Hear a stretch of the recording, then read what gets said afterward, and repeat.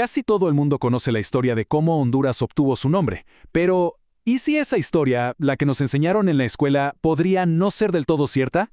Y no solo eso, ¿qué tal si el diseño de las ciudades más antiguas del país esconde un plan maestro de poder y control? Bueno, hoy vamos a desentrañar justamente eso. Vamos a separar el mito de los hechos documentados. Para empezar, vamos a recordar esa leyenda que seguro hemos oído 1000 veces. Esa frase famosa, ¿no?, que se le atribuye al mismísimo Cristóbal Colón, y que, según dicen, le dio nombre a un país entero. La historia es así. Colón, en su cuarto viaje, se ve atrapado en una tormenta terrible, de esas que hacen pensar que no se la cuenta, y cuando por fin logra salir de ella, suelta un suspiro de alivio y dice esas famosas palabras. Y de ahí, supuestamente, salieron los nombres Cabo de Gracias a Dios y, claro, Honduras. La verdad es que es una historia buenísima, ¿no? Casi de película. Pero, aquí viene el pero. ¿Y si todo eso es solo un cuento? ¿Qué pasaría si esa frase, tan repetida, en realidad nunca salió de la boca de Colón? Miren, aquí es donde la cosa se pone interesante, porque es el momento en que la leyenda se estrella de frente con los documentos históricos y la historia que cuenta es, bueno, bastante distinta. Ok, entonces, ¿qué hacemos? Pues ir a la fuente, ¿no? Al diario de a bordo del propio Colón. Y cuando uno lo lee, se encuentra con algo increíble. A ver, sí describe la tormenta, y qué tormenta. Y también habla de su alivio al llegar a ese cabo, al que de hecho sí nombra gracias a Dios. Pero ¿saben qué no aparece por ningún lado? Ni la palabra Honduras, ni la famosa frase. Nada. Cero. Y ahí es cuando toda la leyenda, pues, empieza a ser agua. Entonces, la pregunta es obvia. Si no fue Colón, ¿quién fue?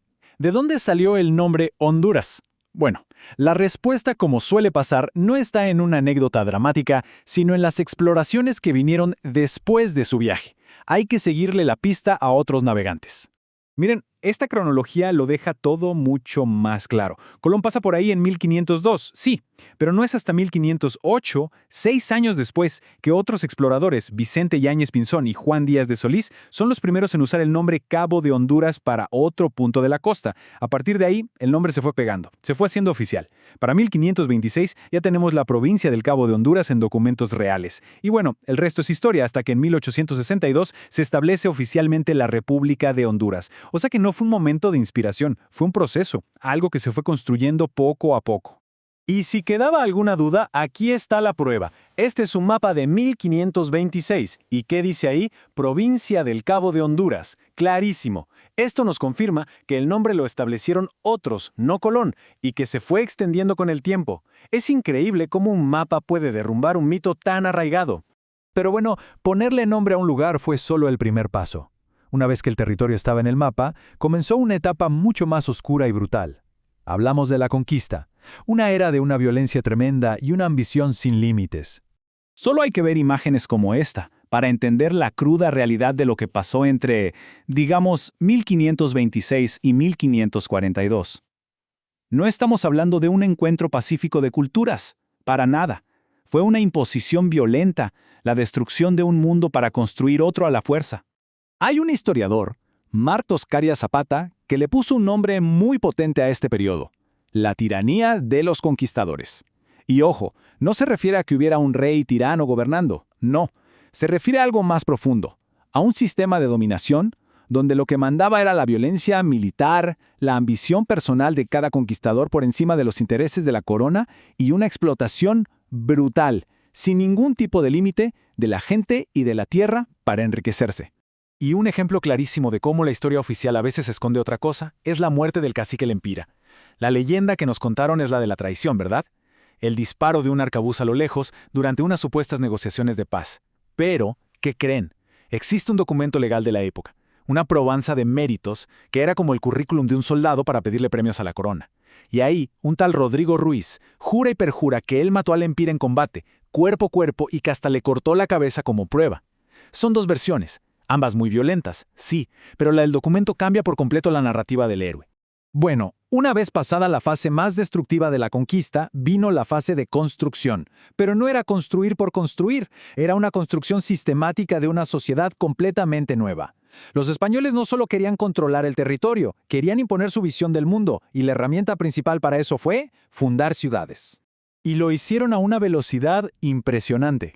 Fíjense, En apenas 50 años, un poco más, ya estaban fundados los principales centros que conocemos hoy: Trujillo, San Pedro Sula, Gracias, Comayagua, Tegucigalpa. Cada una de esas fundaciones era, en el fondo, un acto de posesión. Era plantar una bandera y decir: esto ahora es nuestro. Pero estas ciudades no se construían al azar, para nada. Detrás había un verdadero plan maestro, una receta que traían de Europa basada en 3 ideas clave. Primero, la idea de la polis griega, con una gran plaza en el centro para la vida social. Segundo, la idea del municipio romano, con un ayuntamiento o cabildo en esa plaza, para representar la ley, el orden civil. Y tercero, y quizás lo más importante, la idea de la ciudad de Dios de San Agustín, una iglesia enorme, imponente, dominando la plaza para que a nadie se le olvidara quién tenía el poder divino. Era literalmente una declaración de poder hecha con piedras. Y miren, así es como se veía ese plan en la práctica. Un diseño súper ordenado, en cuadrícula. En el corazón de todo, la plaza. Y alrededor, los símbolos del poder, la iglesia y el cabildo. Todo estaba pensado para comunicar un mensaje muy claro. Aquí hay orden, aquí hay control, y aquí hay una jerarquía donde la corona y la iglesia mandan. Y lo más fascinante de todo esto es que no es solo historia antigua. Esos planos, esas ideas, no se borraron con el tiempo. De hecho, si uno camina hoy por muchas ciudades y pueblos de Honduras, esas huellas siguen ahí, perfectamente visibles en sus calles. Claro que no todas las ciudades eran iguales, porque no todas tenían el mismo propósito. Básicamente podemos ver 3 modelos. Estaban las ciudades planificadas, las de la cuadrícula perfecta estilo renacentista. Luego estaban los pueblos mineros, mucho más caóticos, con calles que se adaptaban a las montañas. Y finalmente estaban las reducciones indígenas, que eran asentamientos creados con un fin muy específico: concentrar y controlar a la población nativa. Vamos a ver un ejemplo de cada uno. Primero, el plan ideal. Miren a Gracias en el departamento del Empira. Esto es el libro de texto del plan de cuadrícula, también llamado damero, como un tablero de ajedrez. Las calles súper rectas, la plaza en el centro, es como si hubieran tomado esa idea del renacimiento europeo y lo hubieran plantado directamente en un valle hondureño. Ahora, vamos al extremo opuesto. Yuscarán. Este era un pueblo minero. Y aquí no había tiempo para planos bonitos. Se construyó sobre un terreno súper montañoso, así que el diseño es, bueno, el que se pudo. Las calles son estrechas, van para arriba y para abajo, siguen las curvas de las montañas. Aquí no mandaba un ideal de orden, mandaban la geografía y las ganas de sacar plata. Y el tercer modelo es el de lugares como Liubre, que originalmente fue una reducción indígena. El nombre suena suave, pero el objetivo era durísimo.